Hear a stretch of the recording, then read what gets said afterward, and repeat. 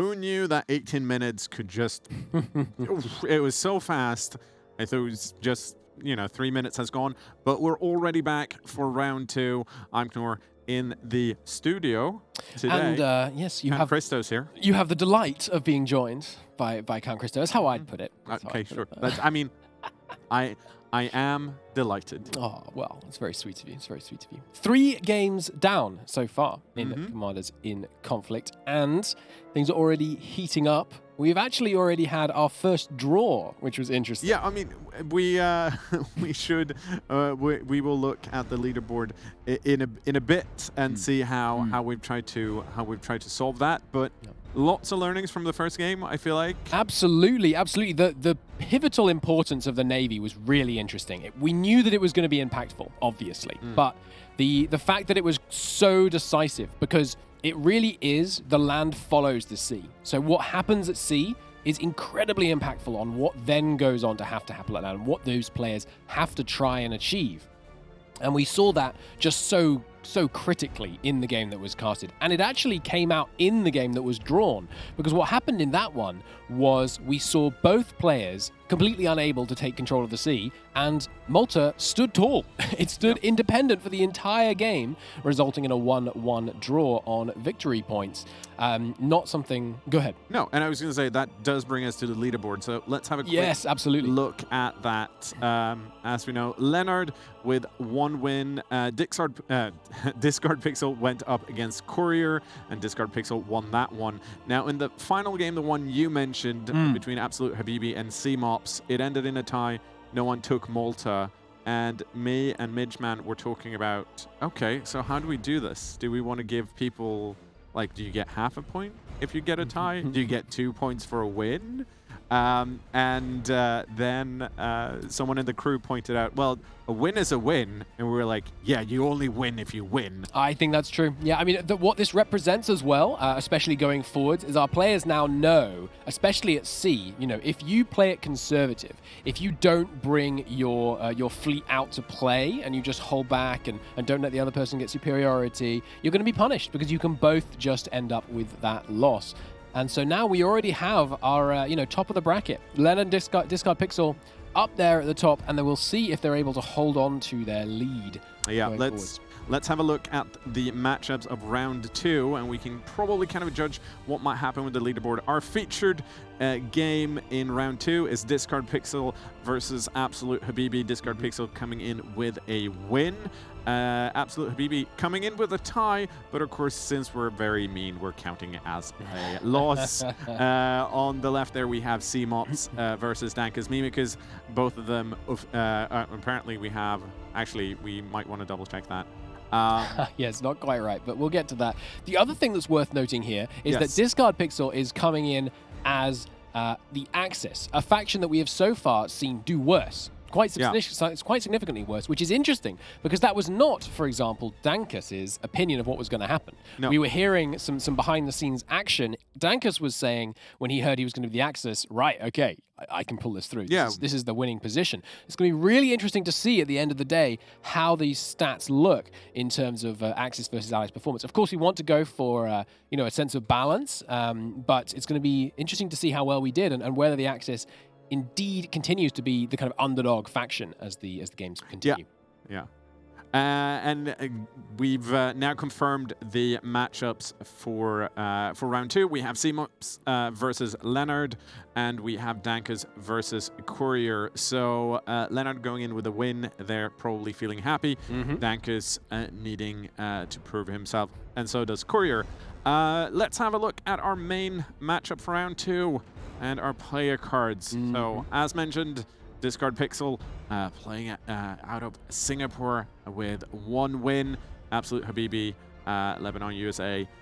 Battles lost, 1. This is what happens when we're not expecting anyone to tie. Our graphics get a bit confused. Also, I do think it's fair to point out that, yes, Absolute Habibi did wake up at 3 a.m. for this. I mean, what I expect is that he's just going to get progressively good as the day goes on, right? Yes. He's getting closer and closer to a more human time to be awake. And I think we'll see how he goes as things progress here. Of course, worth noting in the other round, of course, Leonard playing into the allies again. And it'll be interesting to see how players do when they're confronted with their own nemesis as they're switching back and forth here. Leonard having the advantage of, again, playing the same guy twice, meaning they're going to be able to have that more practice, getting into the rhythm of things. Of course, they've got plenty of practice outside of just this game. And that's also one of the things, right, where we talked a bit about earlier about the meta that might develop. Absolutely. At this point, it's easy for us to be like, we watched you and Tommy casted the first game. We saw how important Navy was. That's not necessarily the experience of the rest of the players in their first game. We know we had a tie because no one really dared to do the Navy play. So while of course you can then extrapolate that, okay, yes, Navy's important. We tied and I didn't get my point.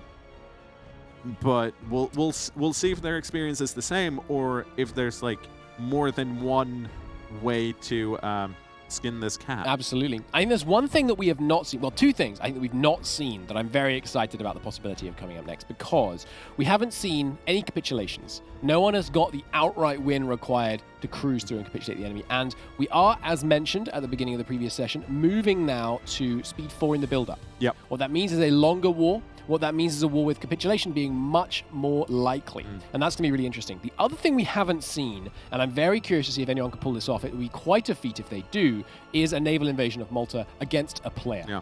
Because so far, if you take Malta, you hold Malta. That's been the way it's gone so far.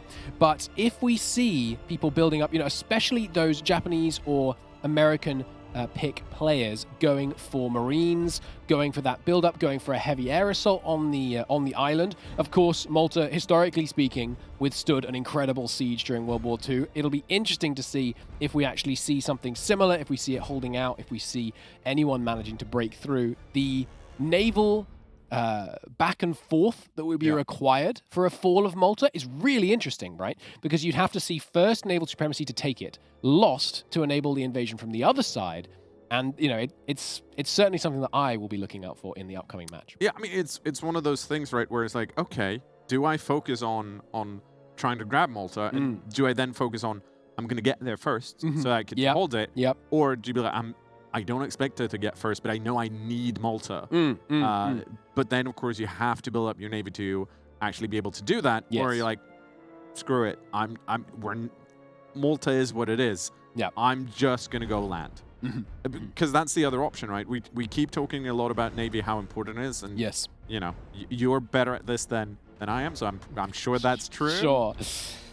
But I can still see someone being like, as has been pointed out by Tommy previously, that most of the duels in this type of format for Hoi previously has been land-based. Absolutely. So maybe you're like, this is where I'm experienced. This is what I can do. I'm going to just go for land. Yeah, and we've brought in fantastic players, right? These are people who have extensive experience in Hearts of Iron multiplayer. They've got huge quantities of experience playing on land. But the thing about Navy in Hearts of Iron multiplayer is it's an industrial war.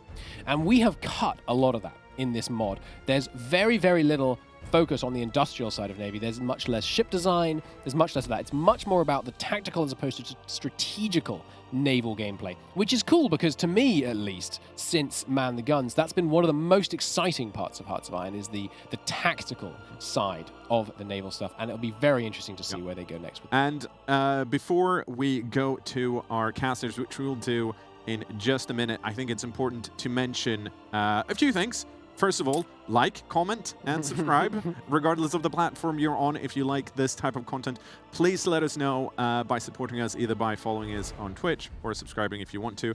Or it might be as simple as telling your friend that you watch Dankers lose. Secondly, and I think this is also important, there should be a link to the mod in Twitch chat currently. If you type !mod, download it, rate it, make sure that it gets more visibility on the Steam Workshop. That is really helpful for us. It's also really helpful to have even more people play it to get an idea of, okay, what are some of the stuff that we missed that we should tweak? What do we need for another map? How do we add more flavor to this? Of course, me and Mitch Mann has talked a lot about just like, what's the next step? Do we want to add more maps? Do we want to add a pick and ban phase? There are a lot of things we can do. If you like this type of content, please show our support. With that said, it is time to hand off to my two favorite casters. Oh. They're the best in the business. Excuse me? I mean, they're okay, They're but... the best in the business.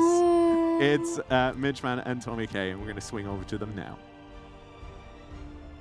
Big fighting words there coming from Christo, considering he's in range for me to throw this bottle. But Tommy, we're back. We're here with another game. I'm very looking forward to actually sitting down and casting one with you, because I was up in the control booth last time watching all of the other games plus this one, and I was trying to keep an eye on the other games, but I was so fixated on that Dankus game and Leonard game, because it just turned into this absolutely exciting affair, and I was not expecting the Navy to come in so clutch.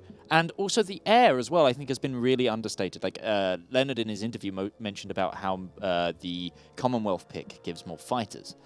And air superiority is another major thing, especially when trying to go for supply. But there's one thing that I wanted to also point out. There's been a lot about talk about the Navy in terms of taking Malta, but there is also the option of paratroopers.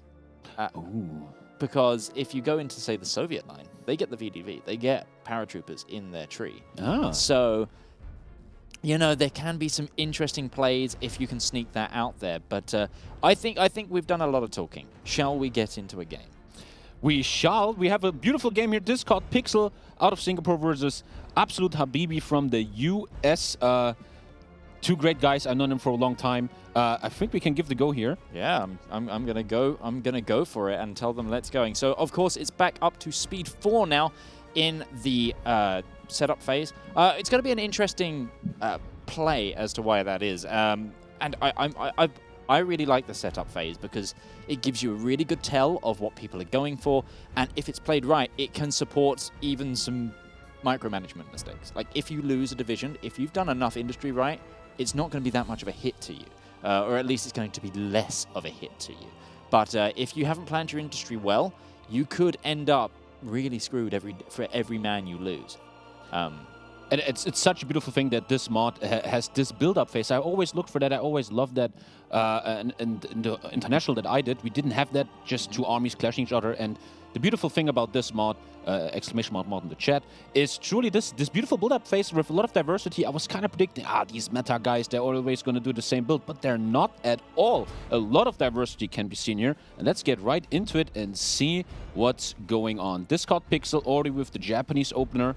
We know that gives him a nice fleet and a bunch of infantry. And over on Habibi's side, which I unfortunately right now can't actually got the US pick, which is the direct counter for the Japanese pick. The really interesting thing is that both lines give carriers in terms of what they get in their fleet, I believe anyway. But the interesting thing, so when we built these trees, the idea is the middle pick in the line is the more flexible sort of national pick. It gets it has shared trees with both the Commonwealth pick and the Soviet pick. So these middle trees here are shared with one another. So it's kind of the more flexible, more all-round, rather than going hardcore into a strategy. It's about trying to play for the opening more than anything, and being ready to either defend or attack. But I'm really excited that we're seeing a whole variety of commanders coming out through these games. Factions. There's my Come Here Heroes 2 background coming in. I call them commander picks, but I don't want to do that. But yeah, I'm also interested to see that a lot of the players are going straight into their locking in these picks rather than going for the industry line. I think in my test games, I actually went heavy into the industry lines first, and then did my my faction pick as a reactive thing to say, oh, they've gone for this one. But maybe that's because of knowledge that I had of the game. But it's just like, oh, they've gone, the AI or whoever I was playing has gone, okay, they've gone down this tree. I think I'm going to go try this one for the counter meta rather than the aggressive, I know what I'm picking, I know what I'm doing play. But yeah, out of what you've seen so far, which like sort of faction picks would you lean towards in terms of what they've got in them? I think the beautiful thing about that is I don't have an answer for that, because yet I haven't seen enough of these beautiful picks. They all seem so diverse in what they can do, and it's still up to debate which one is going to, in the end, be the strongest one. We see another... I wonder if Pixel won his first game, which he won with the Japan pick. Going to be interesting to see that. Unfortunately, Habibi got the tie, which is counted as a loss, so let's see if the Japanese can remain strong here. One thing I will say about seeing I had the pleasure of actually seeing some of the Habibi play and the Discard Pixel play is, whilst Habibi's playing was slow, which is how it ended up in the draw status, it was so methodical. Like, every division was designed perfectly for the tile it was on, almost. And there was no use of front lines. It was all, Who was he tying with? It was tied with CMOPS. Ah. So it was a very interesting game, and it was a lot of manual control. So we expect to see like the most methodical play coming in here, and I'm really excited to see that. To be fair, And we just talked about it, and then we already saw the first industry focus being taken. yes. Beautifully done. He just opened US Army into the industry opener. He heard us. He heard us. Yeah, it's like they know. I'm guessing they've grabbed the US Army for the XP to just get their design started, and now they're backing it up with the industry rather than going heavy into the tree. The US tree is kind of interesting in what it gets because it's a lot of production actually within the tree as well. So the M1 Grand here actually gives you production cost for infantry, equipment, and division attack. It's a For the land-based battle especially. yeah, it's a really sneaky little sneaky bonus here that you get, and that's also in counterpoint. They actually also get an armored division, but it's a medium armored division. It's not as heavy to say as the Axis or Soviet options, but it can still pack a punch. And also they also get CAS in their line as the kind of the idea. The whole idea that we've gone with the US Army is what the US tactics in the war were, which was, you know, superior firepower and overwhelming them from the skies. And I'm hoping we'll actually see some of that. But I am very interested to see where the Navy game goes in this and what happens around Malta. It is a deeply impactful point in terms of just being able to win the game, as Habibi found out in his previous game, as he not receiving it made it a loss. But I think just pointing out the resource map mode as well. The amount of resources on Malta is a game changer. Yes. And getting it early is an even bigger game changer. So to see what the players will do about this, I think it's a really good focal point in coming and what's going to be coming. And talking about what players are doing, let us take a look at the boys. I think I have to already tell you, I might be bugged. I can only see Pixel side. I'm not allowed to switch over, but I can be focused on my boy Pixel here.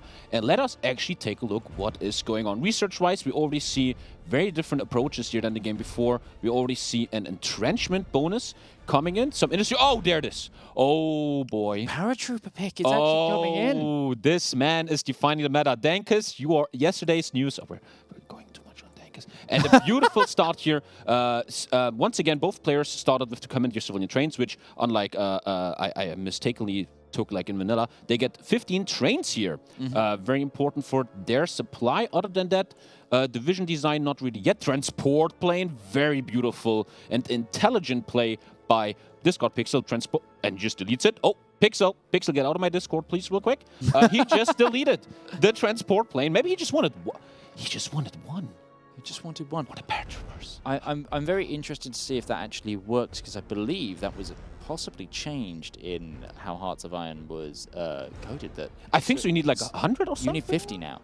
Oh, 50. Oh, he doesn't know. This might be a problem. Also, That's old news. That's Oh. that's 1.12.5. We're on We gotta be careful. 1.1216. As a note right now as well, anybody watching, the mod is currently backdated from before yesterday's patch. Our good friends at Paradox Interactive, pulled and on the Hoy team, did another awesome patch, but it means the mod is, you do have to roll back for it currently.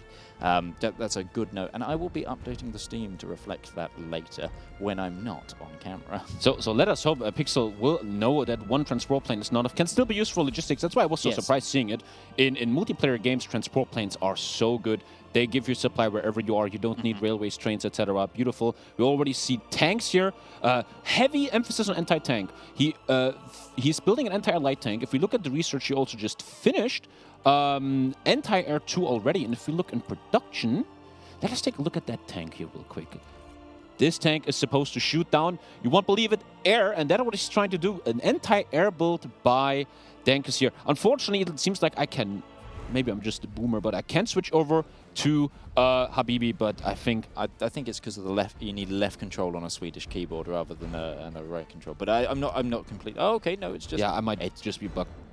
but we are professionals, and I think we got this. Anyway, over here on Habibi, I'll bring up the player map mode so that chat know who we're looking at. So we're looking over at Habibi over here as our allied player for today. They're currently researching armored trains, mountaineers, interestingly. Very interesting. Construction and engineering companies. A kind of interesting array. Previously, they went for a lot of industry tech, but I'm also interested to see what they've got in production. We've got P-36s in, so there's fighters coming in. There's improved close air support going to be coming in. They've got their trucks coming in. So one thing I wanted to just talk about with that previous transport plane play, a lot of the problem people were seeing was obviously the supply issues in the middle of Libya here. Do you think that if they can get air superiority, the transport plane pick will help negate that enough, or do you think it's folly? Do you think it's not going to make enough of a difference? Yeah, if it's only one transport plane like Pixel is doing, right, then it's going to be hard. But air has always been such an important thing here. And we already see how Habibi is going for air while Discord Pixel is going for anti-air. That's going to be very interesting to see. Let's take a look at the focuses. No navies yet. Pixel just going into mills and it's currently just going down the mill line, the same. And they have grabbed overwhelming firepower now to lock in that doctrine and that experience. One thing I also want to know in terms of construction, rather than focusing on also like booming the industry, we've got a lot of infrastructure being built after one factory. So interestingly, they've got the one factory pick, and then they're going into the infrastructure. See, one thing that I've noticed a lot of people going, oh, we need mills for our warfare. But the thing is, building standard industry as well to make sure that you can maybe at the advent of war build that infrastructure, but also repair that infrastructure if someone's bombing it. That's going to come into play a lot as well. And I think that's something that's being subtly neglected by a lot of our players so far. Especially, as I said, one thing I learned lately is logistics are everything. You can have a Power Ranger Mecha Zord tank. It's going to do nothing if you can't supply it. And that's what we saw a big issue Dankus had last game. And that is something he will have to look into, especially going into the depth of the middle of Tripoli. Here, we're going to see who can handle the pressure of low supply. Unfortunately, let's just say I'm going to stay here on Pixel because I'm stuck on him. Yeah, no worries. I'll try to keep my game screen on Habibi as well, so we can kind of do that and keep an eye on things, and we'll talk together on this. So the thing is as well here, what are you expecting? Because we haven't seen any real military orders come in. Well, I lied. Discard Pixels actually began putting out an invasion order there for Malta. There it is. It's very interesting. I wonder if we're going to see various what sort of goes we're going to have for Malta. Are we going to see Habibi be more defensive? Because, of course, in their previous game, they didn't touch Malta at all. The naval battle was so stagnant that the game ended as a draw. So is Discard Pixel going to do enough to, upset that? Or is Habibi's Navy game so strong that they managed to just completely negate what the other naval commanders coming in? We're going to find out in this. One thing I would like to see, though, I would like to see someone go straight for the throat. I would like to see someone plan for an invasion of the other person's nation. That would be nice to see, yeah. I would really like to see someone try to go straight, say, like the Allies go straight from Cairo, land in Tunis, and go for the capitulation. Because, as well, if there's enough telegraphing, if you see enough troops moving through the Liga Neutrality, for example, what's to say that landing a naval invasion behind them, once they've already overextended and their supply line is cut, if you've got naval control and you cut that middle supply line where they least expect it, that's a whole army group that could die, and that could net you a really quick victory. Exactly. And another beautiful thing from Pixel here, something that is very meta nowadays in these competitive games, is flame tanks. Now we know why he was researching level 2 engineers. They give you the access to the flame tanks. Unbelievable soft attack bonuses here. I think Pixel is ready for an infantry war with anti-air in the main land battle here, and these flame tanks are just going to be strong. Let's take a look at the production of Habibi. If there's anything is he going to be able to counter this mass of soft attack damage? Well, they've built anti-tank already, so there is that. And there's a lot of it. 6 a week currently with 4 factories on it. I think that's going to be really helpful for them. And even if they can get it just as a support company in the majority of their mainline infantry, though the flamethrower tanks are going to be slowed down. This gives me a feeling of a battle of attrition. Who is going to run out of equipment first? We also see a basic self-propelled artillery tank. These boys are going for soft attack, soft attack, soft attack.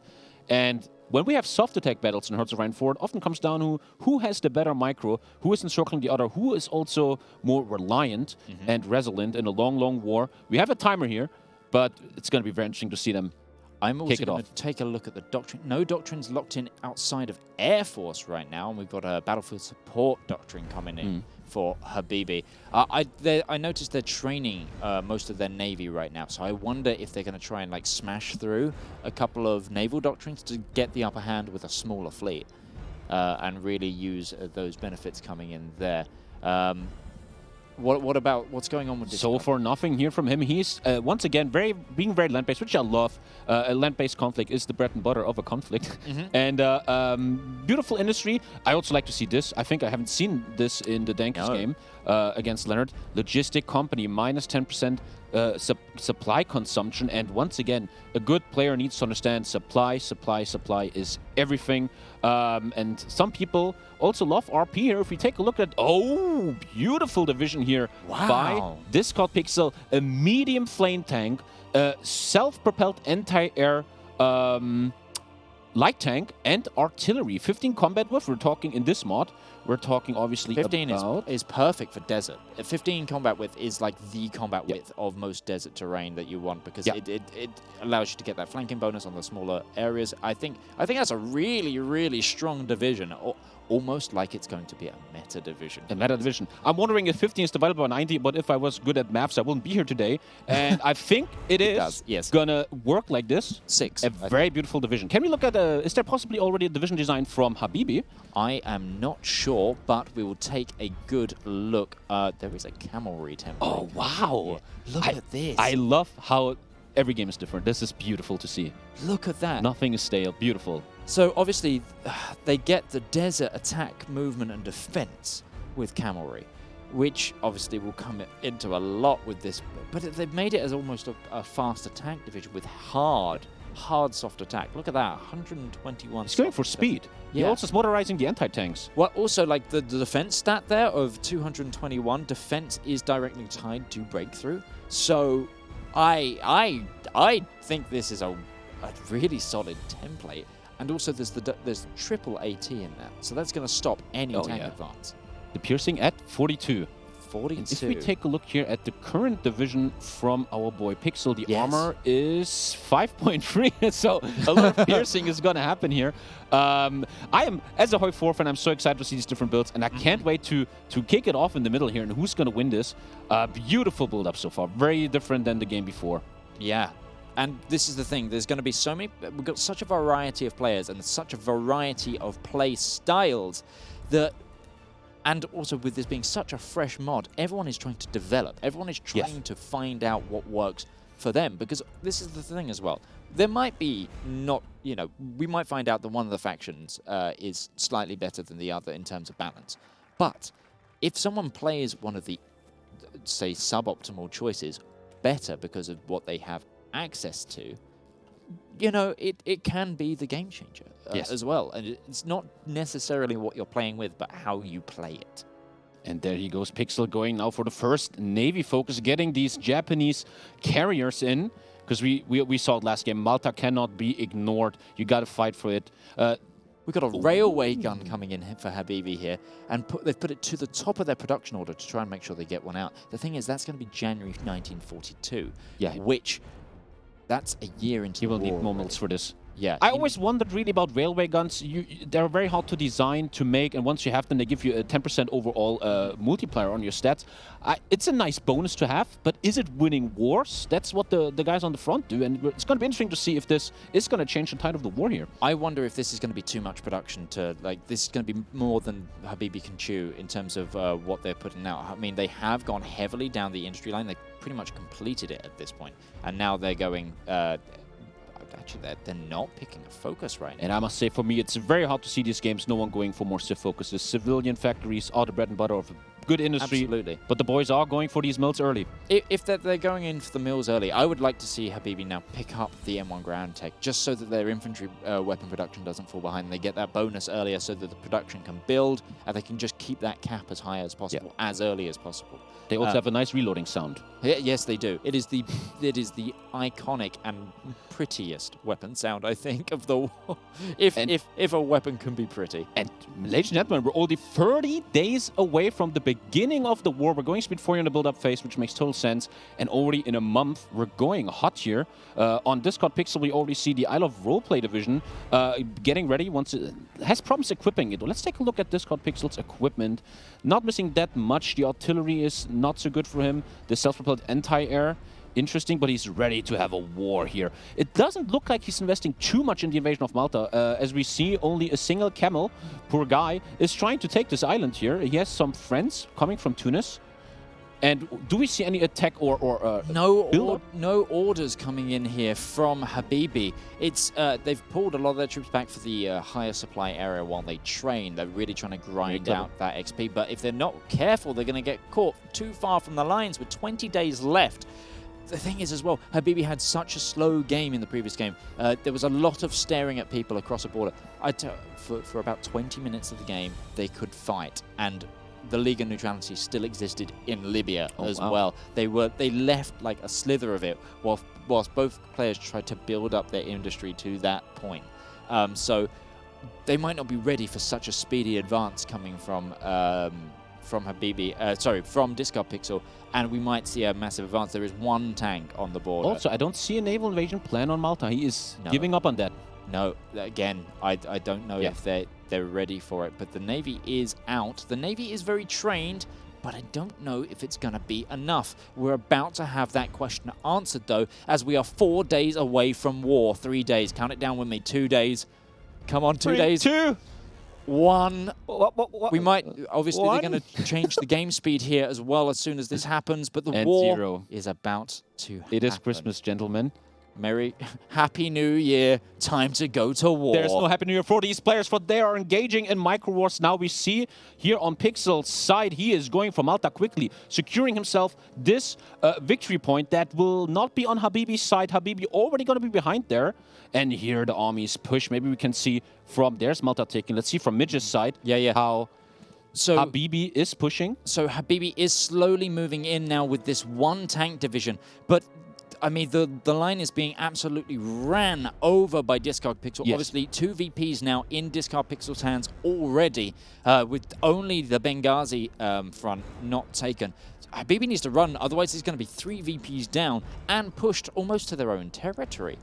Is this a play, maybe? Are they trying to pull them back this far to maybe go for a cut-off strategy? But at the same time, there isn't any... the Navy's not out. There's no dominance. They've got fuel right now.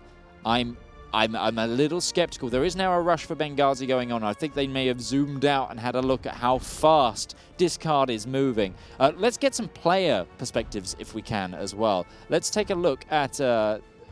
let's try and actually zoom in on, say... Yeah. Let's go for Discard. Oh, we have Discard Pixel camera. Yeah, let's technology. Go for Beep, beep, beep. And and he is ready. He's building up a board. I just saw him build a radar. Beautiful. He's trying to get radar coverage. The first time I see this here in this event over the middle region, so he can catch the enemy fighters much easier and can even see more. And I think they also help against enemy navy. Yes, they do. Also very beautiful by Pixel. He is now waiting. He's not pushing anymore. He understands supply is everything, and he's waiting for supply depots to be ready. Also, very interesting, Pixel doesn't need to do anything. He has the victory point. Yep. It is Habibi that is on the move here. Yeah, and also they are now just going to sit on defense by the looks of it there. Let's actually take a look at Habibi's perspective to see what they're kind of planning. Face cam. Oh, yeah. It's sort of chin cam, if I'm totally honest. Is he driving a bus? I don't know. Sorry. Habibi woke up at 3 a.m. for this. Oh, okay. So, okay. we can't. But the players will hopefully. We need to Keep them on speed 3. I think that actually might be why Habibi stopped. There he goes. He's noticed the chin count. He's trying to sort it out. But the thing is like, I want to see what Habibi's clicks are right now. It is... He's looking. He gets the -5 consumer goods industry. I would say this is a very nice defensive line that they've set up here. And they have got their ports. There is a naval battle, however, going on. Some subs already. So we've got some Axis submarines trying to catch that supply going on right now. It is... I think it's very interesting. If you compare Discord's and Habibi's armies right now, Discord's army just looks overwhelmingly stronger. And we see Habibi just chilling in Benghazi, but he is the one that has to make something happen here soon. Maybe he's preparing something. Maybe he knows, hey, I have 36 minutes. I have time here, and I can build something up. Maybe that's why he does these economical decisions. Yeah, so it's 16 divisions to a total of 10. So 6 whole divisions. Even if they're not as well equipped, I think 6 divisions is enough to possibly, if you get some land some good naval invasions, that's enough to overwhelm a front line and completely surround them with holding units in the front. Something beautiful we see right now on mid screen is there is no attrition on Habibi's army. But if we go over to the stronger, bigger army of Pixel, we have some problems getting food over here. Oh, really? And that is something Pixel needs to fix. Is he doing that? He's building Tripoli up, and then the, I can't say this, Tripoli line is being built. So I think this is very beautiful by Pixel. He knows, I can wait, I can build my supply, you have to come at me. And that's going to be interesting. No big naval battles like in the first battle, just some convoy raids here by submarines. And it's going to be very interesting to see what is the answer of Habibi here. I wonder if we've had any changes to production at the moment. Habibi still looking to build that railway gun, but they've actually cut back factories from that. They've probably realized something here. I think they've put them into the support equipment by the looks of it. Support equipment actually becoming a bit of an issue for them, and also infantry equipment really cut down. They have now got the M1 Garand, which is providing that bonus, but I don't think they got it early enough, honestly. If they were trying to go hard on, like I said earlier, trying to go hard on that railway gun play, they needed that extra pickup to make sure that their other industry didn't suffer. And I think now they're at the point where their industry is suffering, but there's a lot of divisions also in production here. So we've got 2 cavalry divisions. We've got the one that we saw earlier, but there's also these mountaineer divisions here that look rather interesting. That's... I always wonder, can you hover over the bonus of mountains right here? Yeah. Which one? So it's movement. Yeah, that's strong. Okay, that's strong. I was wondering for a second. Aren't tanks very bad in the mountains? But this is beautiful bonuses here. Yeah, special artillery and has far less of a negative than tanks in themselves do, because it actually puts less, there's less to them to make a full company slot, where therefore there's less in the calculations for the modifier to add the negative. Oh, okay. But yeah, it's a really interesting the question is though, we see very mountaineer-based build now by Habibi, but he's going for the middle, which is just desert, and then yes, he's getting into hills. Well, there's mountains at Benghazi as well, so it's a very defensive unit. Will he need to defend? He's the one that needs to be on the move here, unfortunately. That's very true. That is very true. But we have, actually, they're not that strong. We have some hills here. Actually, only hills. I must say, is this mountaineer build maybe a mistake? Possibly, unless they're going for a capitulation victory, and then it'll be very useful in deeper outages. But Pixel just sitting back on his hacienda, and he's building his civs. He knows I'm fine here. I'm not the one that has to do anything. I'm doing civies. Research-wise, the radar is coming. I feel like the longer this takes, the more Habibi is going to be on the back end of this. Discord not even building divisions. He knows I'm good here. Nobody is doing agencies. No threat of Malta. As the clock is ticking down, we will see. Discord Pixel has demobilized. Oh. They've gone down to partial mobilization. Well, he's like, guys, I'm building a little utopia down here. He even went to...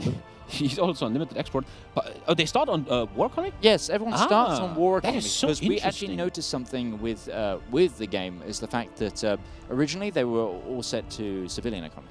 But the Axis, because of how it's tied to either being at war or being fascist, it meant that they could switch to war economy much earlier in the game than the Allied faction could. And we thought, no, balance reasons, we need to make it fair. Let's put them straight to war economy. Yeah. So it's really interesting that they've chosen to demobilize. That is the reason to do... What is even the reason to do that?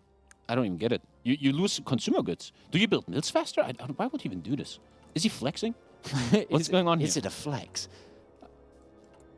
I am... Well, the point is, whatever he's doing, he's fine as long as no one is coming his way here. Let's maybe take another look at what Habibi might offer here as an attack soon. This feels like a game where Habibi is building up something big that has to change the tide of the game in the last 10 minutes. Yeah, so I think the difference is that you actually get... it's fuel gain per oil, but no, it's all negative. So I think it's just a flex, or it's a misclick. Either or. But yeah, Habibi needs to get moving. There's actually less divisions here, whereas one of the divisions... Did we miss a naval invasion? Normally when you see a player have less divisions, they're building something exceptional. Yeah. Is he, though? I don't think that they are. I mean, they're building these templates here, but they had the tank division, which is no longer anywhere. I think they've galvanized the tank division, the armored division that they had originally. This armored, I'm guessing they're just trying to move away from the mediums. They didn't want to put it in industry. Is that a naval invasion coming in though from discard? I don't think so. No. I saw boats going past the coastline. I just saw a button. I haven't seen a long time. Someone is laying mines. Really? Did I just see that right? Yeah. There's a mine right here. Someone is laying Look mines. at it. The little mine that could. Is that discard? Or is it Habibi? It's Habibi. Oh, Habibi is playing very defensive. This is like he's bunkering up to come out with the big guns later. Yeah.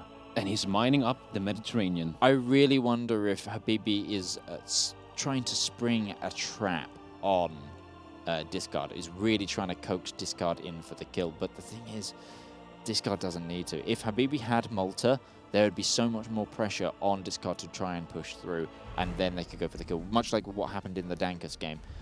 Previously, we saw a lot of the combat happening around Benghazi because the pressure was on Dankus to try and push Leonard off at that point. There is no incentive right now for discard to move into this defensive play, so either Habibi needs to change this up or provoke it somehow. Talking about the man, let's take a look at what he's doing, because he must be doing something. Is he planning something, or is he maybe just afraid of what could happen here? I mean, I think they're really nervous about their industry in terms of their infantry, or are they just waiting for all of the buffs? It's also nice to see how people are still reading the focuses. Yeah, it's still the beginning metas of this mod, and people are still figuring out what's going on. Yeah, I mean, this is really good as well to see that it's definitely tied to, you know, not just how you're playing the choices, but the choices that you're making. And I think it must be said that Habibi is, like you said, he's reading these options because he's really trying to think, okay, what do I need right now to make my plan work? And he's trying to formulate this plan. You can see the cogs are turning, and there is a unit actually moving in. If they've rested on their laurels, there are troops moving up. Is it just going to be this one position, or is it going to be...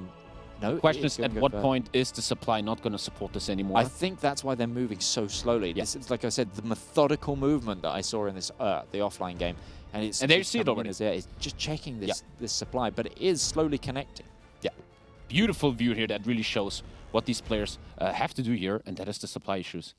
Let's take a little look here at Pixel. Yes. How he is doing on his side. He's probably just hanging out, reading a paper. No, he's doing anti-air, ladies and gentlemen. The radar only 40 days away. Gonna be very interesting to see the air war. Let me just check on my screen quick if there's air war even going on there. There's no reaction air to war this going move on from Habibi, though. I think they've only just zoomed out to see it, and because of the map modes they've been on, I don't think that they've noticed the land change hands. One thing I will say, oh, look at this. Are they pulling the planes off of the carrier there? There's the brand new airport in Tripoli. They've pulled the planes... Is that the planes coming off of the carrier to be put on land? Maybe he knows there's no Navy battle here. I'm going all in on that. I mean, that's a smart move. If they've been uncontested in the sea, why waste these perfectly good planes here? Look. And I love to see this from Pixel. I've known Pixel for a long time. He's streaming. You often see him doing role-play games, uncompetitive games for fun. But now we see his other side. This man is a beast, and he is ready to take another win here in this tournament. That is such a smart move, because this is such a good use of the resources that you've been given by the tree and that you've got at your disposal. Like, if those carriers were just sitting idle, it's a complete waste of the 35 days. Yes. This is having the biggest impact, and this, you know... Oh, there's the war economy back now. They've seen the swing. The flex is over. The flex is over. The time has come for more war. There is... they're using it to naval bomb.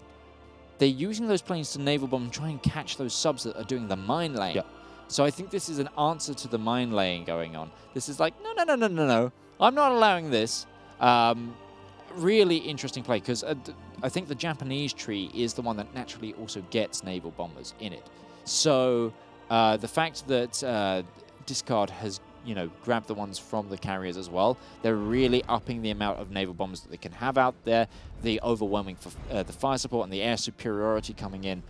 I think this is like a textbook answer to a situation and using the resources. And right now we see what is happening here. The blue color is there for Pixel. He's been waiting to build supply, and he built the supply.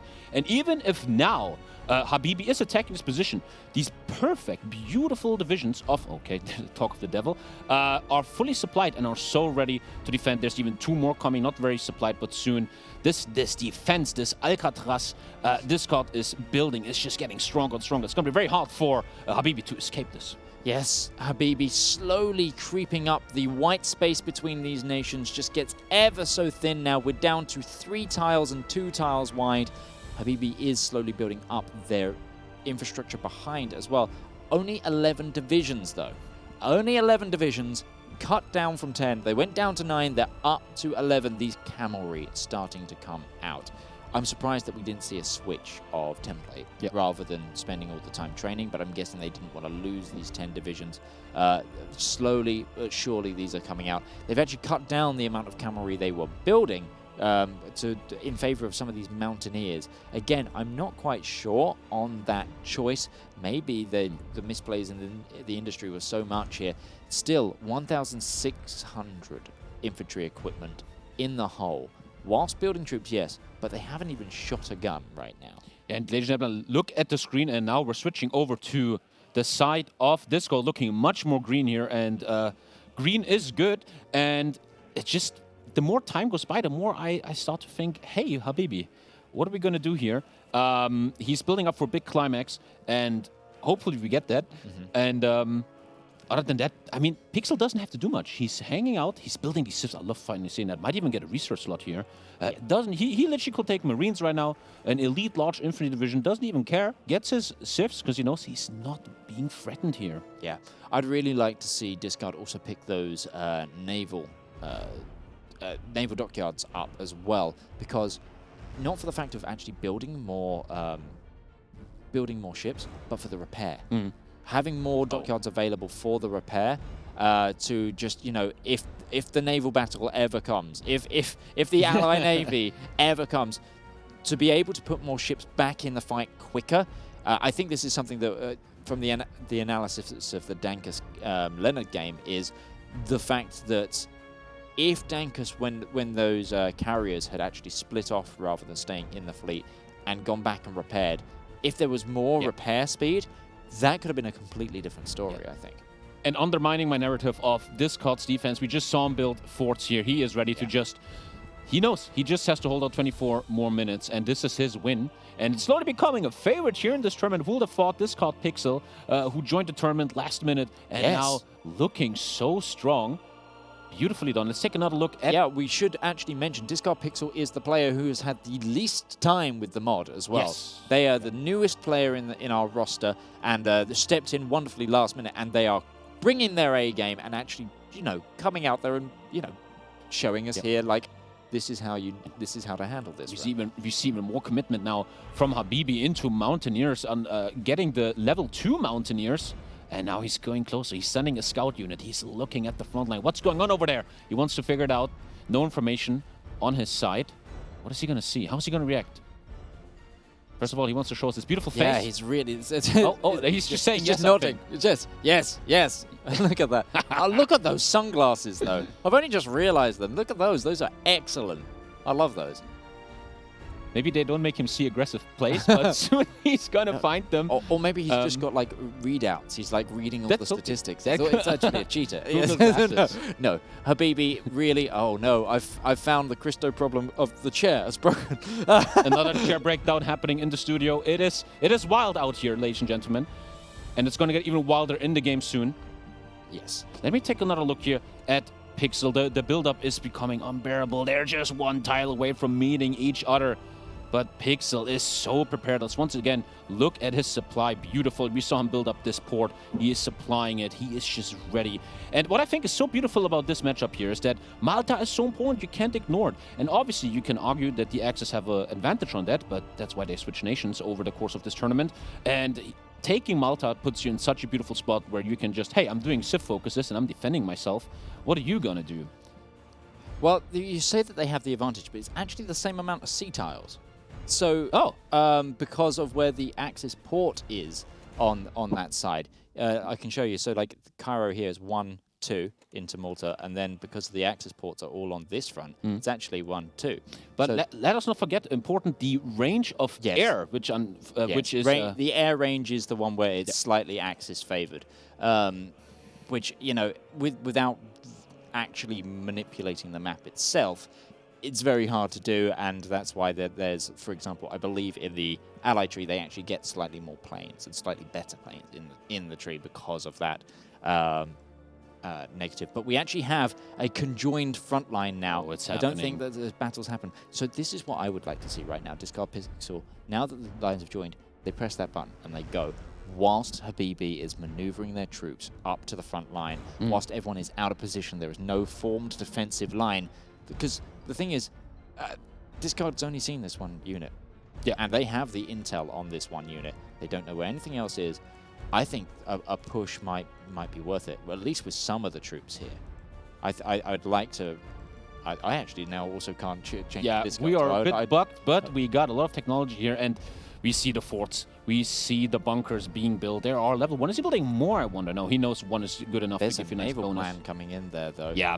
Looks like Pixel is feeling, hey, man, what are we doing here? If you're not coming to me, I'm coming to you. And he's setting up a naval invasion. Will the Navy be good enough for that? Looks like we're going to see a naval battle soon, though. That's going to be very entertaining. Other than that, let's take a look at what he's up to. He is getting his Marine right now. He's not playing with the agency. Even better supply here, level 2 logistic company. Does industry. I feel like Habibi is giving him too much breathing room. He can do whatever he wants right now in this defensive position. Habibi has an 100% spy network intelligence agency right now in Discard Pixel, but they're not really doing anything with it, I don't think. There's no cryptology or no stealing of Yeah, sites all he's seeing is he needs to do something. Yeah, all he's seeing is that he needs to do something. I want to go back quickly to Discard because they've just laid down a yet more naval invasion lines. They're going. He's ready. Massive. What kind of divisions are going in? Let me check that real quick. Is it just let's look at the divisions. a little test invasion? Because he's using these very, very lonely camels. Very lonely. So he's really ready he's to lose them. Horse rush. It's the desert horse rush. Yeah. Right. Oh wow. This is a unique way. But now to be putting playing. the Yokohama Riku Sentai into this invasion, a true Marine also joining this invasion. And it's interesting to see that Pixel is now the one becoming active here. Yeah. I mean, Take they've another had look the at him. time to prepare this. They've been able to sit, they've played the defensive, and they've just sat there going, okay, now what do I do? Well, I've got time to think about this. Yeah. So now that the line has creeped up, and now that the defensive line is getting into position for Habibi, they don't need to worry. They don't even need to commit that many troops to that defensive line because they've got those forts up as well. So I've got all these troops to play with. Let's do something to shake this up. Are we going to see our first capitulation victory of the camp? It's going to be interesting. We have my glasses are not so good. We have some minutes left, and I love seeing this. I love players like Pixel. You know, what is esports? Esports is a guy overcoming nervosity, hardships, microing well, and you see he's not just sitting back. He's becoming active, and this is how you become the greatest. This is how you win tournaments, and this might be in the end the reason Pixel might be taking the win here. He is three-dimensional. He's thinking about things. He doesn't just stand back. This is looking beautiful and very nice to watch. Yeah, and there is a contested strike force going out here. The thing is with the strike force on, if we go over to Habibi, there is a strike force here, and they will only go once that there is naval units spotted, and they will try to engage then. They've got nothing on spotting right now. So there's no radar, there's no spotting fleet that's been One could even say almost a waste of the fleet. Yeah, well, yeah, and there's no spotting planes. I think they'd have more engagement right now, more chances of battles and more chances to stop this incoming invasion that they don't know about. if they're on patrol. I know it's a lot of fuel use, but you're not using any fuel elsewhere right now. The we do have the railway gun in as well, however, though, so that might The carry. Yeah, it's got to do a lot of heavy lifting, I have to say. Yes. But I'm not sure that they're ready for this. There is also no troops back here anymore. He's very open for this invasion. Yeah. Question now is really, when is Pixel gonna go in for this invasion? Does he have the green navy? I can check it on my screen real quick. He has full green navy. Yep. He just has to press the button, ladies and gentlemen. And there's the button gone. The button went in as well. The button is going. Oh, yeah, God. let's take a look at this as they go in. We've got how many divisions in this naval invasion? By the looks of it, 1 + 2 is... oh my gosh, that's 15 divisions by the looks of it. 15. 15 divisions coming in, of course, because the Japanese are Grand Battle Plan, so they might have that extra bonus in their oh, this is... And gets logistics ready to land. There is Tobruk is defended, but behind him defended, this could be an entire encirclement of the assets of Habibi. If the combat rating of Pixel is good enough, there is no more supply for the entire army, and he is getting active. Will he get rewarded for this activity? We will figure out instantly microing for the surround. There it is, but also instantly also the counter micro here from Habibi, and there is the mass landing. Oh, here are the Lord. camels. Boy, do they come ready for this.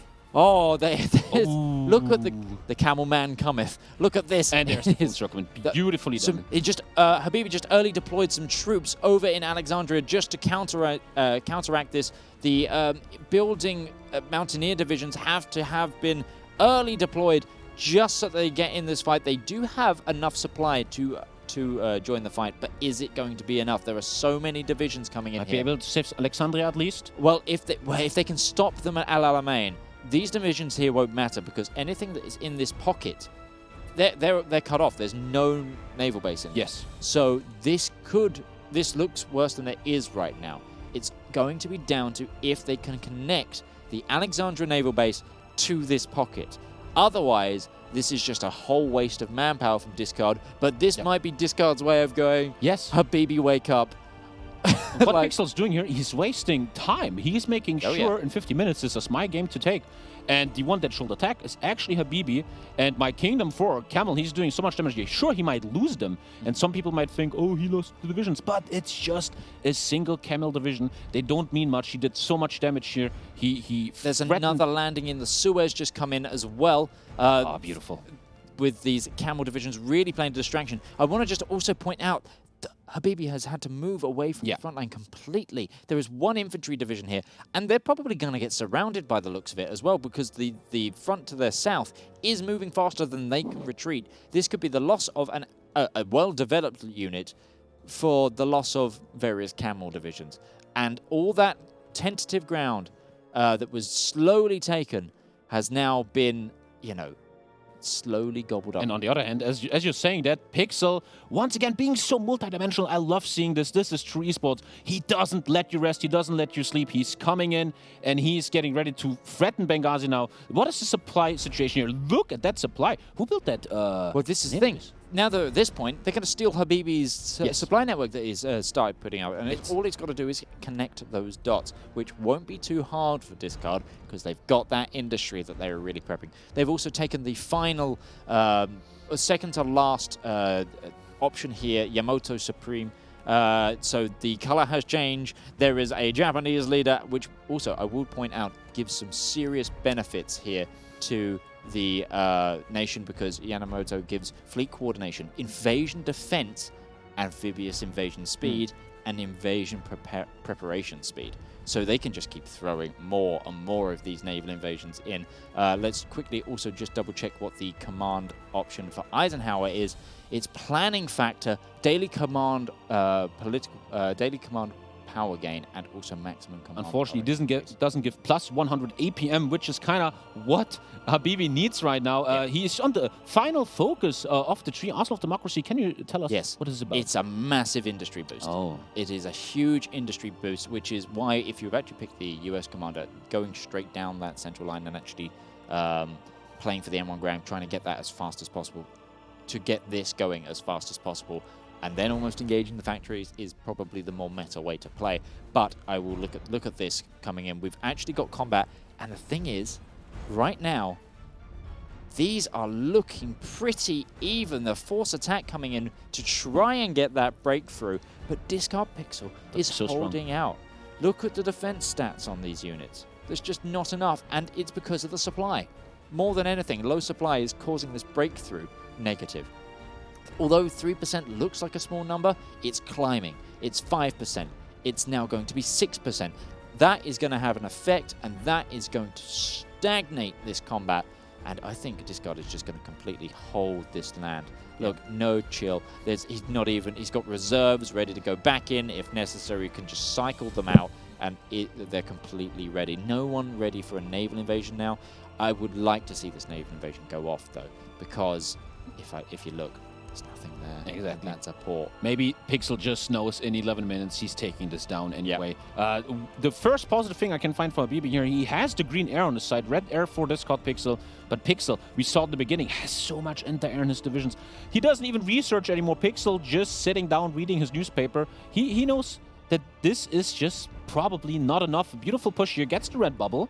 Ooh, interesting. Who has the show bombardment here? And it pushes back to green. The defense of our boy Pixel just looking on. Let's once again look at this template that is currently making him win this game. And it's very basic, very simple. 15 whiff, but the flame tanks, the anti-air, and most importantly, level 2 logistic company. He is able to supply this. He has enough resources to desperate defense here. I'm guessing when I click this button, we're going to see a lot of green. Exacto mundo. And this is just going to be very hard for Habibi to overcome. Yeah, Habibi here just in such a negative still of infantry equipment. Despite that modifier bonus, despite that factory bonus, it's just their industry was hampered hard by that railway gun. Those are so expensive. They pulled a lot of steel away, and I'd like to see what they think. We're not seeing much like heavy, like rapid movement or panic. They are quite calm in this. I want to know what's going on. Is it just they're not or they're not sure what It would to be do? lovely to have the pulse meters. Yeah, Because in this situation, anyone who ever was in an esports situation, Yes. you sweat, you are nervous, you don't show it, but this is, and respect to the players, this is not easy to do. Many people in chat often talk a lot, but not many people do a lot, and Habibi is trying here to get this done. But what is the time saying? 10 minutes now, the final 10 minutes. What is he going to make possible here? I think they're searching this industry tree, just really looking for every bonus that they can get. I really don't think that the Mountaineer bonus here is going to be enough. They've only just locked in a doctrine. Hang on. True. I think only just getting the bonuses from the soft attack there on superior firepower is a real slow gain. Too much emphasis on designing these ultimate, in air quotes, divisions, and not enough on just simple modifiers to change the balance up. And on the other hand, once again, Pixel ahead of his enemy. He has 2 doctrines. One thing very important, in my opinion, Herzrein 4 is the third of each doctrine. Why? If we look at the second, okay, I plan a bit better, nice, but the third one, 10% defense on every defense and 10 orc, the bread and butter of any division. Same here in superior firepower, you get another 10% defense. And even here, the second one, which unfortunately Habibi doesn't have, his entire leg infantry will get a 10 orc bonus. Once again, Pixel, who we're going to look at right now, just ahead in time. Yeah, it's such a... We've got defense in depth here at this point. Yeah. Even if Habibi pushes this first line off, there is just a wall to then bash up against again and then again. Discard is in a comfortable position, and this is a master of how this map needs to be played. Honestly, if you lock down Malta and you lock down that massive boost to your industry, you just need to play carefully, play sensibly, and hold. And this is just almost a masterclass of that. And as you said beautifully, he was the last player to receive the mod. He just joined the tournament, I think, 2 days ago. And look at this, man. And that is the beautiful thing about you can build stories here. And Pixel is starting to build his story in this tournament. Might take the second win here and looking mighty fine here in this game. Yeah, I mean, from what you've seen so far, what would you say going into tomorrow with the knockouts?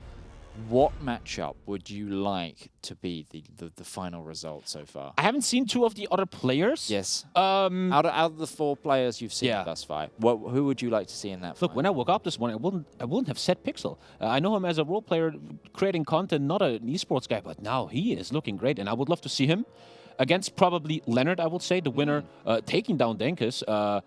Many people know Dankus and betted on him, we saw in chat, but he didn't win the game, Leonard taking that. So Leonard versus Pixel looks very interesting. Also in the community, a bit of the battle against New School and Old School. Leonard has been around for a long time, creating his own mods, has been in the game very, very long, and Pixel up and coming and showing there's a new kid on the block, ladies and gentlemen. Yeah, new kid on the block versus, you know, that in-depth knowledge that you get from really tearing apart the game when modding, and it's wonderful to see.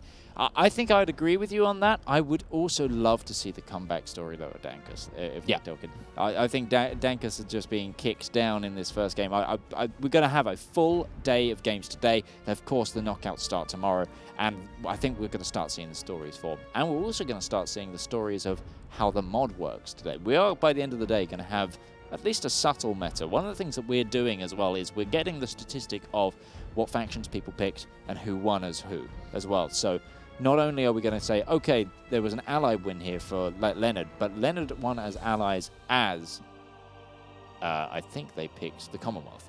So we'll get those win ratios and that kind of information. And we'll, as soon as we have like a clear picture from those, we'll definitely share it with you as well, chat. We really want to just give that information and really analyze right down to a T, see what the meta is, get into the nitty-gritty of everything that's going through these players' heads. And it's going to be so interesting. This is a brand new mod. There's no year-long meta established, and especially in the finals, in the later stage of the tournament, you see what is working, what is not, and that's going to be very exciting. So tune in tomorrow again, ladies and gentlemen. And I have some insider info. When the first game was over, my phone was vibrating, and Dankus was texting me, and he was very sad about his loss. He told me, I have to make this better. I'm going to show you guys, I'm going to show you, Tommy, that I will be better at this, and that's nice to hear. Dankus is not giving up here. Dankus is ready to show who he is in the community, and that's going to be very interesting to see. And don't forget, the next game is going to be Dankus versus CMOPS, so stay tuned. Ooh, okay. All day long, gentlemen. Yes. Something that also I think needs to be mentioned, and that I often harp on about when I'm casting these esports tournaments, because we feel it as casters. It's like we get tired after seeing, we're going to be seeing so many games today, we get the chance to quickly go and break. These guys are stretching their mind to play Hearts of Iron. This is game 2 of the day. Like, they have got back-to-back games to fight. To keep doing either a similar task or the same task, it takes a lot of stamina. And Hoi is, whilst it's exploring the realm of esports, we don't have professional esports players. We don't have people that train every day for this. Not yet. As much. Not yet. We were going to change that for sure. But stamina is a huge thing. Because the person you start as at the beginning of the day is not the same person you start at, you end at the day with. Yeah. That will go the same for tomorrow. Trying. If we see someone go from the first knockout stage to the final tomorrow, the amount of mental agility to have played and won 4 games before the final in order to get there is, you know, that's some serious strength. Yeah. And a serious fortitude of a player. So just a reminder, chat, that Position 1 and Position 2 of today automatically go through to the second round. They go to the semi-finals right away. Therefore, if, say, Position 3 wants to win this, they have to play in all of the rounds and come out on top the entire time. And that'll take some real challenge, but I'm here for it and I want to see it happen. We do see a green combat coming in here from Absolute Habibi. The stats are looking better, but there is so much defense and depth here. This isn't the only battle they're going to have to win, and Discard can just keep cycling some troops in.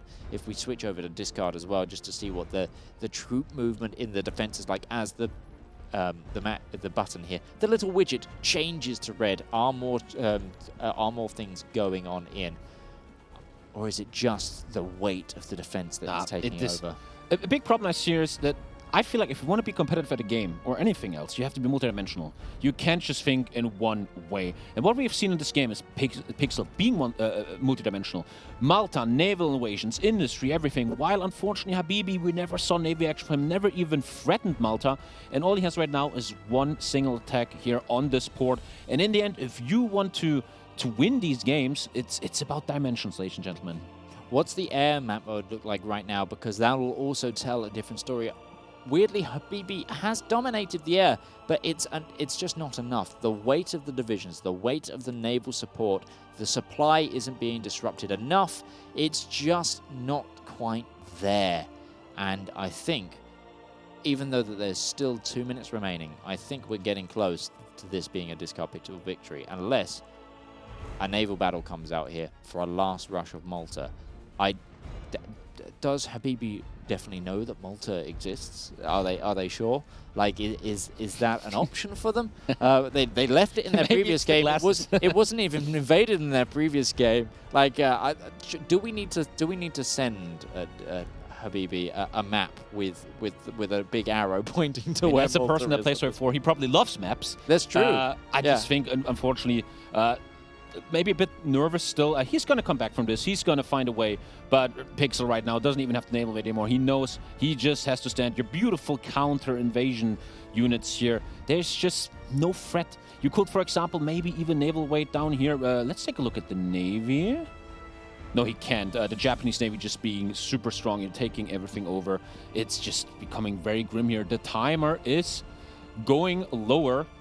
The bubble stays red, and unfortunately, this force attack is not going to do much. Let's take a final look here at our allied player, Habibi. And unfortunately, every time we switch to Habibi, we see him look at this tile. He doesn't look anywhere else. And this might just not be enough to take the win in the end. Yeah, it's such a bullseye focus on these battles. And I think that they're being fooled by the widgets, the little modifier saying, okay, I am actually winning this battle. But that's winning this battle for this moment. There is not enough information in just relying on that image alone. They need to take a step back. They need to look at this and going, okay, where do I go here? Because the thing is, they've got aerial dominance here. They've had aerial dominance. I was just thinking. So they've had that industry bonus. Where are the transport planes? Where are the paratroopers? Where are the circumvent the Navy by dominating the skies? Like, there are options. They just need to be explored. And I was just thinking, sure, he's winning the air. If we see right here, Pixel has red air, meaning the allies have the green air. But when you have green air, you have to do something with it. You need to cast. And if we look at the battles here, there's only up to 90 cast. It could have been pushed to 100, 200 cast damage. Maybe that away where Habibi could have won. But unfortunately, I think my theory is wrong. Because if we look at the divisions of time's up. If you look at the division of Pixel, he has anti-air. The cast ain't gonna do much. And we have a winner, ladies and gentlemen, and that is this called Pixel. Yeah. He's playing tall here, taking Malta early and taking his second win. Who would have thought this morning? Unbelievable. Second win, and also I just want to say, like, how dominant a position it is, and it proves how much you have to think about in this game. Like, the fact that you have to think about the air, land, and sea of this really shows how varied and how many strengths the players need. I would say Habibi's division designs are really decent. They're really good divisions. However, the focus was completely on the infantry, which isn't enough. And that's actually also why Dankus failed. It was so much focused on the land war that Leonard could move around him in other ways. And it's that 3D chess. It's that big brain time. It is that's really showcasing today. And it's great. It's absolutely great. I will even say this was overwhelmingly strong by Pixel here, who just gave no chance to Habibi. There wasn't a single situation where Habibi was threatening to Pixel, and Habibi, going forward in this tournament, has to find for more dimension, has to look for more aggressiveness. Pixel taking this very, very beautifully and quickly, and nothing but respect to Pixel for this beautiful performance. Yeah, absolutely. And honestly, Pixel is looking like the player to watch, I think, for today at the moment. With that 2 wins now under their belt, I'm pretty sure. Of course, Tommy, you've seen 2 games now. Going into this, what would your strategy be? so far? Like, out of what you're seeing, like, what would your first target be? How would you play it? What are we talking here? First of all, I'm happy that I'm not competitive anymore. The pressure. I'm happy sitting here nowadays. But that's a very good question because it's so uncharted territory at this point. Yes. It seems that Malta is just so important because when I was younger playing games like StarCraft 2, I like being the defensive guy. Build a second base, defend, let them do their rush. I defend this rush. And in this scenario here, it seems taking Malta puts you in a position where, hey, I can defend. You come to my capital or try to take Malta because once you have Malta, taking it back is very, very hard. And that's maybe what I will try to do. Really try to make a defensive army on the land, just defend there, and really focus on taking Malta here to get the victory point lead. Yeah, I really think that also in the industry, there really needs to be a focus on the Navy a little bit more. Nobody is taking those naval dockyards because, I mean, some of the trees give you some excellent naval options, but just having those extra, like, little options, more submarines, more destroyers so that you can screen those fleets properly and really get, even if they're getting some really cheap destroyers out there or some really cheap light cruisers out there with scout planes, and just having that option of vision so that strike forces like Habibi tried to do work more effectively and secure that Maltese points. Because to me, Malta is like, did you ever play Dawn of War? Like the original Dawn of War? Well, I'm a represent, obviously. Yeah, so I think of it more like a relic point. So there was the special point, the relic point, that gave you that special unlock. With the amount of resources that are sat on Malta, it is that key relic point if you want those elite units. And if you want this game in the bag, you've got to have a relic point. We're going to quickly throw this back to our hosts. I think we've been talking enough. An excellent game, and we'll see you in the next ones. You know you're deep into it when the casters start using a different game to explain the current game that you're watching. Absolutely. That was a heck of a game. I mean, it kind of looked a lot like how we expected the first one to go. We had the early taking of Malta. We had the kind of turtling up, the establishing of the defensive line. But the weird thing was that the turtler was the one without Malta. I mean, I'm interested to see what Discard Pixel's perspective was on that, because I mean, I was sitting upstairs looking through, trying to figure out what was going on, and I have to say I was a little confused because I mean, it was a very defensive play, clearly banking on those tanks coming out. Those Mountaineer divisions being able to drive through those camel divisions and things, but just not there, basically. Yeah, I mean, I guess that's kind of like, we keep talking because it's fun to say, 3D chess, but that also kind of relies on, if you're doing 3D chess plays, it kind of relies on you then being able to kind of predict or have an idea of what your opponent is doing, so that's what you're building towards. Oh, then they're going to do this, and I have my my Una reverse card, and then everything is going to fall apart. But if that, that initial attack that you're expecting from your opponent never happens. Yes. And I'm wondering if that's what's going on. Maybe there was a bigger plan where Habibi was like, this is going to happen, and then I'm going to do this. I have, I have what I have, and then when there's 10 minutes left, I'm slowly going to inch forward, and then I'm going to overwhelm. Yep. And I mean, we saw exactly what I was saying at the beginning, which is that land follows sea. The fact that he was able to take Malta so early gave Discard Pixel the initiative. He meant he could command the game. He could choose where he was going to go, what was going to happen, and that extra offensive. Honestly, I have to say that was a moment of flair. That was a moment of style. It was very good to see when he was storming in, roaring into Alexandria and all that kind of thing. One other thing I'd like to add, and this is bringing in a little bit of intel from some of the other games that happened. I said at the beginning of this session there were two things I was waiting for. One was the fall of Malta via siege, and one was a capitulation. I am delighted to report that there has been a capitulation.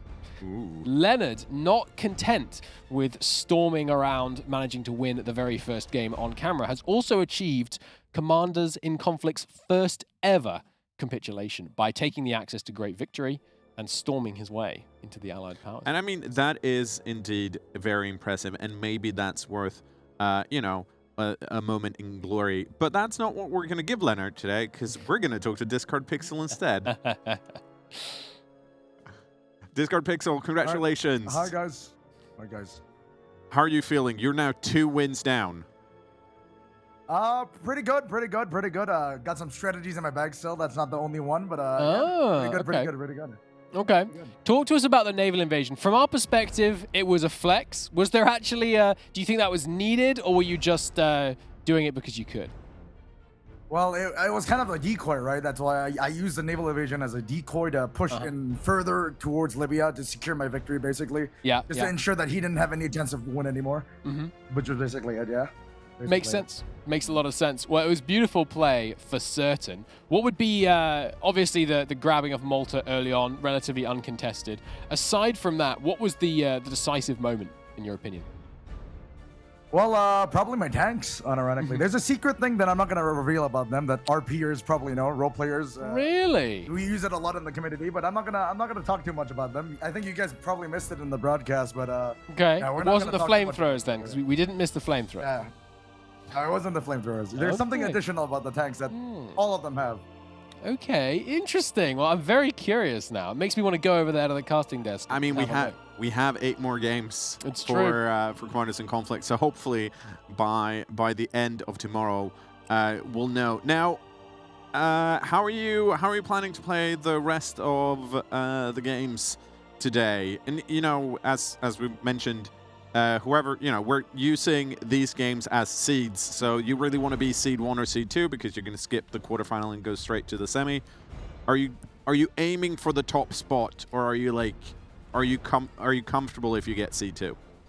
Well, I think if I win one more game, basically it's secured, right? Seed 1 or seed 2, basically GG. Something like that, yes. And I mean, obviously I would like to secure seed 1 and seed 2, yeah, 100%. Cool. Fair enough. 100%. Fair enough. Because I mean, the other flex would be to go to well, it's too late now since you have 2 wins. But in theory, you could just tank everything and go to seed 6 and then just climb, because then you get to play like almost every game tomorrow. It's true. It's true. If you're in seed 1, you only get 2 games at best. One other thing I wanted to ask you, because you've obviously shown dominance so far with the Axis powers. Is there an Axis lean so far, do you think? Do you think the Axis powers have the upper hand, or is that just the players that have been handling them? I feel that people haven't... Okay, so unluckily, like coin flip, right? I prepared more for allies, actually. Oh, yes. But I figured out through the schedule, right? I was playing Axis basically all throughout up to the last game. Right. And yeah, I found that there's a few things interesting. I'm not going to mention them, but there is a few things interesting you could do with allies. Oh, yes. I don't think anyone has really exploited that yet. So, yeah, we'll see. Okay, very interesting. Well, I look forward to seeing what you're going to do with that in your future games. Thanks so much for talking to us. Thanks. Bye. And, you know, Krista, we could sit here and ramble on, because that sounds fun. As studio hosts, we do love listening to our own voices. But we should actually go on a quick break. We should. Just before we do, though, there is one thing I'd like to mention. Obviously, people are congregating in Twitch chat, highlighting things. The Discord is also an excellent place to be. No announcements that I will make, don't freak out. But the Discord is a fantastic place to be if you're interested in future Hoi content, potentially being involved. But I'll say no more. The Discord is a very good place to be. Yes. !Discord or discord.gg/speed5. We'll see you guys soon. Bye for now.